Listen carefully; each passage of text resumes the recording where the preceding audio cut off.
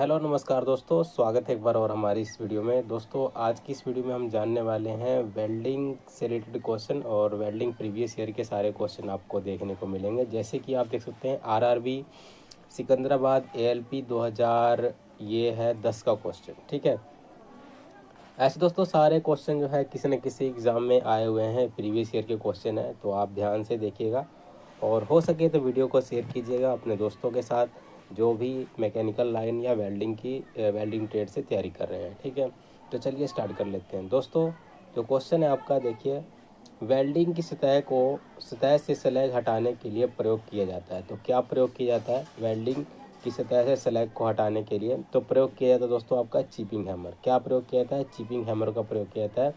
Welding की सतह से स्लैग को हटाने के लिए चिपिंग हैमर का प्रयोग किया जाता है। चिपिंग हैमर एक हल्का और नुकीला औजार होता है। इसका प्रयोग वेल्डिंग के पश्चात स्लैग और स्पैटर्स को हटाने के लिए किया जाता है। कार्यखंड को संडासी से पकड़कर निहाई पर रखकर स्पैटर्स को हटाया जाता है। ठीक है, किस पे रखकर? निहाई पर रखकर जो स्पैटर्स को हटाया जाता है। इस तरह से आपका जो है चिपिंग हैमर दिखाई देता है। डायग्राम भी बनाने को एग्जाम में आ जाता है, तो दोस्तों डायग्राम भी आप बनाना सीख लीजिएगा। ठीक है दोस्तों, हमारे इस चैनल पे आपको डायग्राम का भी इंजीनियरिंग ड्राइंग का एक सेक्शन मिलेगा, वहाँ पे आपको सारे जो है टूल्स भी बनाना जो है बताया गया है। ठीक है, ये दोस्तों आप देख के अंदाज़ा ला सकते हैं किस प्रकार का जो है औजार है। तो चित्र में दिखाया गया औजार जो है किस प्रकार का औजार है, तो इसको हम क्या बोलते हैं? प्लायर बोलते हैं। देसी भाषा भाषा में इसको प्लास भी बोलते हैं, पिलास भी बोलते हैं। ठीक है, तो जो भी आप बोल सकते हैं इसको दोस्तों, हिंदी में बोलते हैं प्लायर। ठीक है, इसका दोस्तों एक ये फ्लैट ग्रिप होता है, ये पाइप ग्रिप होता है, ये साइड कटर होता है, ये हैंडल होता है। ठीक है, तो ये सारी चीज़ें इसमें होती है। ये दोस्तों मुंबई और भोपाल में एएलपी 2003 में जो है क्वेश्चन जो है पूछा गया है। ठीक है, चलिए प्लायर के बारे में कुछ और जान लेते थोड़ा सा इसके में। ठीक है, तो प्लायर में देखिए क्या बताया गया, इसमें चित्र में दिखाया गया औजार प्लायर है। यह एक कैंची के आकार का औजार है। ठीक है, तो किस प्रकार का औजार है? कैंची के प्रकार का औजार है। इसका प्रयोग छोटे भागों को पकड़ने या नट बोल्ट को खोलने और कसने के लिए इसका जो है प्रयोग जो है किया जाता है। किस लिए प्रयोग करते हैं? नट बोल्ट को खोलने और कसने में इसका प्रयोग किया जाता है। आगे देखिए, से मैल निकलवाने के लिए प्रयुक्त औजार है। बीड के किनारे से मैल निकलवाने में प्रयुक्त औजार कौन सा है? तो आपका कौन सा औजार हो जाएगा? Wire brush. वायर ब्रश की सहायता से हम घिसेंगे तो वहाँ से जो है वायर ब्रश से दोस्तों वहाँ से बीड से मैल जो है, मैल यानी स्लैग जो है बाहर निकल जाएगी। ठीक है, बीड के किनारे से मैल निकालने के लिए वायर ब्रश का प्रयोग करते हैं। ये भेल 2018 में टेक्नीशियन बी के एग्ज़ाम में जो है क्वेश्चन जो है पूछा गया है। ठीक है, आगे चलते हैं। देखिए 71 नंबर क्वेश्चन, 71 क्वेश्चन जो है आपका किस प्रकार से है वो देखते हैं। देखिए यहाँ पे, वेल्डिंग प्रोसेस के दौरान मेटल कम पिघलने का कारण है। तो क्या है कम पिघलने का कारण? ये सारे दोस्तों, मेटल को उचित ऊष्मा ना मिल पाना, आर्क की लंबाई उचित ना होना, मेटल पर ऑक्साइड या स्लैग जम जाना, उपरोक्त सभी। ठीक है, उपरोक्त सभी आपका आंसर हो जाएगा। ठीक है दोस्तों, तो मैंने जो बताया वो सारे ऑप्शन में है। ठीक है, अगला क्वेश्चन जो है आपका ये देखिए, बैक स्टेप वेल्ड प्रक्रम में प्रथम वेल्ड बीड की लंबाई कितनी होती है? बैक स्टेप वेल्ड प्रक्रम में प्रथम वेल्ड बीड की लंबाई कितनी होती है? 50 से 75 मिलीमीटर जो है इसकी लंबाई होती है। ठीक है, 50 से 75 मिलीमीटर की लंबाई होती है। अगला क्वेश्चन क्या है आपका, गाइड ट्यूब किस धातु की बनी होती है? गाइड ट्यूब किस धातु की बनी होती है? तो आपकी स्टील की धातु की बनी होती है। आरआरबी तिरुवनंतपुरम में जो दोस्तों ये क्वेश्चन पूछा गया है, 2004 में क्वेश्चन पूछा गया है। ये टॉर्च के भाग है। टॉर्च जो होता है, टॉर्च के जो गैस वेल्डिंग करते हैं, टॉर्च के भाग कौन कौन से होते हैं? तो टॉर्च के भाग आपके जो है ये सभी होते हैं। ठीक है, आपका डी ऑप्शन से हो जाएगा। तो ये एक बार नाम भी याद कर लेंगे आप, कॉलेट, टंगस्टन इलेक्ट्रोड और गैस नोजल, ये सारे जो है किसके भाग है? टॉर्च के भाग है। ठीक है, मशीन के मशीन के भारी भाग को किस में रखा जाता है? तो मशीन के भारी भाग को किस में रखा जाता है? टेल स्टॉक में मशीन के भारी भाग को रखा जाता है। कहाँ रखा जाता है? टेल स्टॉक में मशीन के भारी भाग को रखा जाता है। मशीन के भारी भाग को टेल स्टॉक में रखा जाता है। लेथ मशीन पर टेल स्टॉक स्लाइड करने वाला भाग है। यह कास्ट आयरन का बना होता है। यह लेथ मशीन पर दाएं हाथ पर लगा होता है। यह लेथ मशीन पर कहाँ लगा होता है? दाएं हाथ पर लगा होता है। ठीक है, आगे चलिए, आगे देखिए दोस्तों, ये देखिए एक बार, ये देखिए, चौकोर बट जोड़ दर्शाने के लिए प्रयोग किए जाने वाला वेल्डिंग प्रतीक कौन सा? दोस्तों बहुत ही इंपॉर्टेंट क्वेश्चन है और दोस्तों ये एग्ज़ाम में जो है आ जाता है आपके ये वाला क्वेश्चन, ठीक है। इस तरह से क्वेश्चन आपका जो बना होता है, इस तरह से सिंबल बने होते हैं और आपको देख के बताना होता है कि ये कौन सा जो है बट जोड़, इसमें पूछा गया है चौकोर बट जोड़ के लिए प्रतीक कौन सा है। तो ये दोस्तों आपके पास 4 ऑप्शन दिख रहे हैं।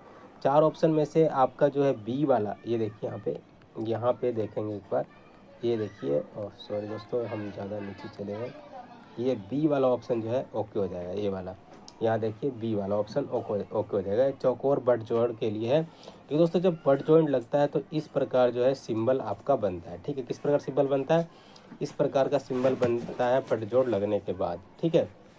चलिए अगला क्वेश्चन पे चलते हैं। 71 यहाँ पे देखिए, ये इसका पूरा जो है डायग्राम दिखाया गया है। चित्र में प्रदर्शित चौकोर बट जोड़ वेल्डिंग प्रतीक के लिए ये वाला चिन्ह जो है, जैसे मैंने आपको बताया, ये वाला प्रतीक होता है, ठीक है। चौकोर बट जोड़ में जोड़े जाने वाले किनारे आमने सामने रखे होते हैं। अच्छे फ्यूज़न के लिए दोनों किनारों के बीच प्लेट की मोटाई के अनुसार गैप रखा जाता है। अधिक मोटी प्लेटों में 10 मिलीमीटर से अधिक की बट वेल्डिंग के लिए दोनों तरफ से वेल्डिंग करना चाहिए। बट जोड़ अधिक मजबूत और टिकाऊ होते हैं। बट जोड़ क्या होता है, अधिक मजबूत और टिकाऊ होता है, ठीक है। चलिए आगे चलते हैं। अगला क्वेश्चन देखिए। अगला क्वेश्चन है आपका, फिलेट वेल्ड को दर्शाने के लिए प्रयोग किए जाने वाला प्रतीक कौन सा है। फिलेट जोड़ को दर्शाने के लिए जो है प्रतीक कौन सा है, कौन सा चिन्ह प्रतीक है, तो आपका बी वाला ऑप्शन सही हो जाएगा। जो आपका त्रिभुजा और 90 डिग्री के एंगल का बना हुआ है, ये 90 डिग्री का एंगल है, ये त्रिभुज के आकार का है। फिलेट वेल्ड को दर्शाने के लिए प्रयोग में किए जाने वाला प्रतीक है, ठीक है। तो बी वाला ऑप्शन आपका सही हो जाएगा, ठीक है। फिलेट वेल्ड को दर्शाने के लिए जो है, ये जो आपको मैंने दिखाया था, ये वाला चिन्ह प्रतीक प्रयोग में किया जाता है।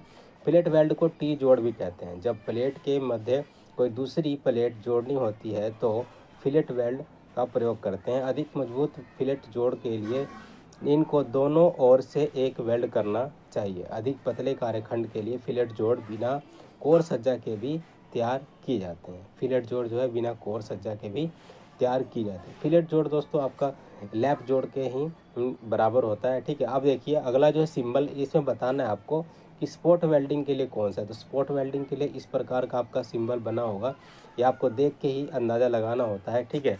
आपका ये स्पॉट वेल्डिंग का है जो है प्रतीक है, ठीक है। सॉरी दोस्तों, ये डी वाला ऑप्शन, ठीक है, ये डी वाला ऑप्शन क्या है, स्पॉट वेल्डिंग का है, ठीक है। डी वाला ऑप्शन कौन सा है, स्पॉट वेल्डिंग का है। चित्र देख के आपको पता लगाना है कौन सा है, ठीक है। स्पॉट वेल्डिंग के लिए कौन सा है, ये गोल वाला ऑप्शन, ठीक है। स्पॉट वेल्डिंग को दर्शाने के लिए प्रयुक्त वेल्डिंग चिन्ह जो है, ये जो ओ वाला ऑप्शन है। स्पॉट वेल्डिंग में तांबे के इलेक्ट्रोड का प्रयोग किया जाता है, तांबे के इलेक्ट्रोड का प्रयोग किया जाता है। इसमें दोस्तों जब आपकी वेल्डिंग बीड लगती है तो इस प्रकार से आपका जो है एक आपको ऐसा टांका दिखाई देगा, ठीक है। अगर आपने स्पॉट वेल्डिंग किया होगा तो आपको पता होगा, ठीक है। जो चल तथा स्थिर भुजाओं के जकड़े होते हैं। इलेक्ट्रोड एक स्टेप डाउन वेल्डिंग ट्रांसफार्मर से निम्न वोल्टेज जो है प्रयुक्त होता है, जैसे 6 से 10 वोल्ट पर उच्च धारा जो है 300 से 600 एम्पियर प्राप्त होते हैं। इस वेल्डिंग में कार्य तेजी से होता है। इस वेल्डिंग में टांके लगते हैं लेकिन काम जो है स्पीड में होता है, ठीक है। अगला क्वेश्चन देखिए। अगला क्वेश्चन आपका, उपकरणों की सुरक्षा के लिए विद्युत परिपथ में एक स्थान यंत्र कौन सा होता है। तो आपका है फ्यूज वायर, ठीक है। स्थान यंत्र कौन सा है, फ्यूज वायर। फ्यूज वायर जरूरी होता है, ठीक है। फ्यूज़ का झटके लगने और उतरने से सब पता लग जाता है, ठीक है। फ्यूज़ वायर होता है, ठीक है। अगला क्वेश्चन है, ये देखिए फ्यूज़ वायर के बारे में थोड़ा सा डिटेल में दे रखा है, वो तो पढ़ लेते हैं। किसी सर्किट में ओवरलोड होने पर उसमें बहने वाली धारा की मात्रा कंडक्टरों की क्षमता से अधिक हो जाती है तो कंडक्टर का उपकरण जल सकते हैं। इससे बचाव के लिए फ्यूज़ वायर का प्रयोग किया जाता है। फ्यूज़ वायर शीशे यानी पीवी या और टीन यानी एसएन से बना होता है, ठीक है। ट्रांसफार्मर निम्न धारा पर कार्य करते हैं। ट्रांसफार्मर किस धारा पर कार्य करती है दोस्तों, तो ट्रांसफार्मर आपका जो है दृष्ट धारा, प्रत्यावर्ती धारा, भव्य धारा, ठीक है। तो इसमें से दोस्तों आपका ये वाला आंसर से हो जाएगा, प्रत्यावर्ती धारा पर जो है ट्रांसफर काम करती है। किस धारा पर काम करती है, प्रत्यावर्ती धारा पर जो ट्रांसफर काम करती है, ठीक है। प्रत्यावर्ती धारा पर ट्रांसफर काम करती है। ट्रांसफर एक ऐसी युक्ति है जिसके द्वारा एसी वोल्टेज को घटाया या बढ़ाया जा सकता है। वोल्टेज बढ़ाने वाले ट्रांसफार्मर को स्टेप अप ट्रांसफार्मर तथा वोल्टेज कम करने वाले ट्रांसफार्मर को स्टेप डाउन ट्रांसफार्मर कहते हैं, ठीक है। अगला चलिए, अगला क्वेश्चन है आपका, फ्लेमिंग का बाएं हाथ का नियम दर्शाता है। फ्लेमिंग का बाएं हाथ का नियम क्या दर्शाता है आपको? तो फ्लेमिंग का बाएं हाथ का नियम दर्शाता है, फ्लेमिंग के बाएं हाथ का नियम मोटर का सिद्धांत दर्शाता है। फ्लेमिंग के बाएं हाथ का नियम, इस सिद्धांत के अनुसार हम अपने बाएं हाथ के अंगूठे को उसके पास वाली अंगुली यानी फोर्थ फिंगर तथा मध्यमा अंगुली को इस प्रकार फैलाएं कि एक दूसरे के लंबवत हो। इस प्रकार से आपको फैलाना है ताकि एक दूसरे के लंबवत हो। यदि पहली उंगली चुंबकीय क्षेत्र की दिशा तथा दूसरी जो मध्यमा उंगली आपकी धारा की दिशा को दर्शाती है, धारा की दिशा को प्रदर्शित करती है, तो अंगूठा चालक द्वारा लगने वाले बल यानी एफ की दिशा को प्रदर्शित करता है। ये दोस्तों देखिए, इस प्रकार से आपको अपनी अंगुली फैलानी है और इस प्रकार से आपको जो है पता लग जाएगा कि ये चीज़ ये काम करती है। ठीक है, चलिए अगला क्वेश्चन चलते हैं। नाभिक में कौन कौन से कण विद्यमान होते हैं? तो नाभिक में कौन कौन से कण विद्यमान होते हैं? आपने 10वीं क्लास में भी पढ़ा होगा। तो नाभिक में कौन कौन से कण विद्यमान होते हैं? प्रोटॉन और न्यूट्रॉन जो है कण इसमें विद्यमान होते हैं। कौन कौन से कण विद्यमान होते हैं? प्रोटॉन और न्यूट्रॉन जो है इसमें कण विद्यमान होते हैं।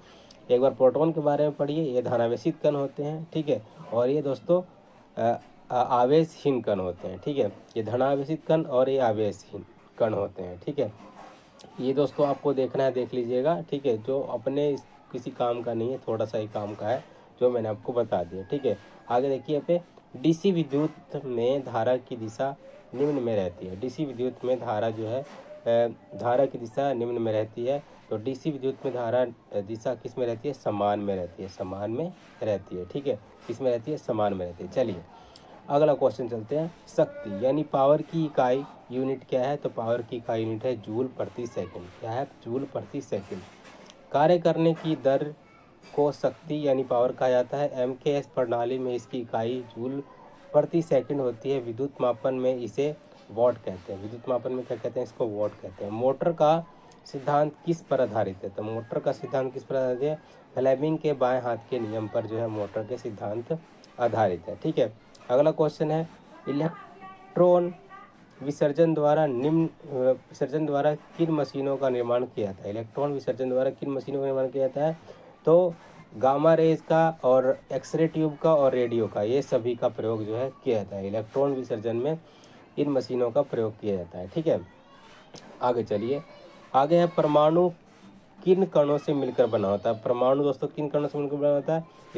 न्यूट्रॉन, प्रोटॉन, इलेक्ट्रॉन, ये सभी से मिलकर बना होता है क्या? परमाणु बना होता है। परमाणु छोटे छोटे कणों से मिलकर बने होते हैं, जिनके मौलिक कण इलेक्ट्रॉन, प्रोटॉन, न्यूट्रॉन होते हैं। ठीक है, आगे क्वेश्चन देखिए, परमाणु निम्न में से कैसा होता है? तो परमाणु कैसा होता है? तो परमाणु होता है अस्थायी। कैसा होता है परमाणु? अस्थायी परमाणु होता है। ठीक है, अगला क्वेश्चन दोस्तों आपका, कौन कौन सी अधातुएं विद्युत की कुचालक होती है? तो आपका आ जाएगा अभ्रक, कागज और रबड़। ये क्या होती है? कुचालक होती है, जिसमें से विद्युत धारा प्रवाह नहीं हो सकती। ये सारी जो दोस्तों क्या होती है? कुचालक होती है, विद्युत की कुचालक होती है। ठीक है, अगला क्वेश्चन, 3 फेज सप्लाई में कितने वोल्ट विद्युत प्राप्त होती है? तो 3 फेज सप्लाई में आपको 440 वोल्ट की विद्युत सप्लाई आपको प्राप्त होती है। ठीक है दोस्तों, तो वीडियो कैसी लगी आपको? वीडियो पसंद आए तो वीडियो को एक लाइक कीजिएगा। चैनल को सब्सक्राइब नहीं किया आपने, सब्सक्राइब करके बेल आइकन प्रेस कर दें ताकि आने वाली वीडियो नोटिफिकेशन आपको टाइम पर मिलती रहे। ठीक है दोस्तों, मिलते हैं अगली वीडियो में। Thanks for watching.